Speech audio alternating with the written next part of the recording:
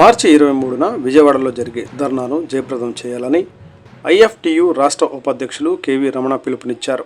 4 labour కోడ్లకు వ్యతిరేకంగా దేశవ్యాప్తంగా అన్ని రాష్ట్రాల్లో ఆందోళన చేయాలని ఐఎఫ్టియు జాతీయ కమిటీ పిలుపు మేరకు మార్చి 23న విజయవాడలో జరిగే ధర్నా పోస్టర్లను మంగళవారం బోసుబొమ్మ సెంటర్లో విడుదల చేయడమైనది.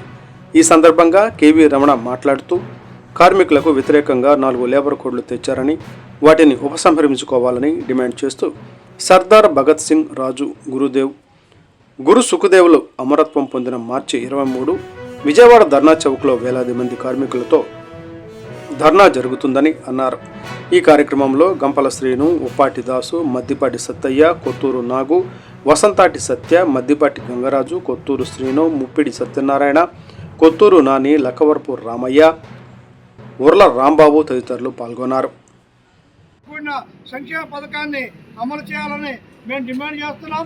ఆటో మోటార్ కార్మికులకు సంక్షేమ పథకాలు ఏర్పాటు చేయాలి. అవుట్ సోర్సింగ్ ఉద్యోగులందరినీ రెగ్యులర్ చేయాలి.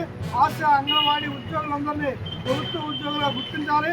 ముఖ్యంగా 4 లేబర్ కోడ్లు ఇచ్చారో అవి కార్పొరేట్ సంస్థలకి అనుకూలంగా ఉన్నాయి. వాటిని ఎత్తివేయాలని చెప్పి మేము డిమాండ్ చేస్తున్నాం. 8 గంటల పని విధానాన్ని అమలు చేయాలి. మొత్తం కార్మిక వర్గానికి అందరికీ పని భద్రత కల్పించాలని చెప్పి డిమాండ్ చేస్తూ 23వ తారీఖు జరిగే ధర్నాని వేలాది మంది జయప్రదం చేయాలని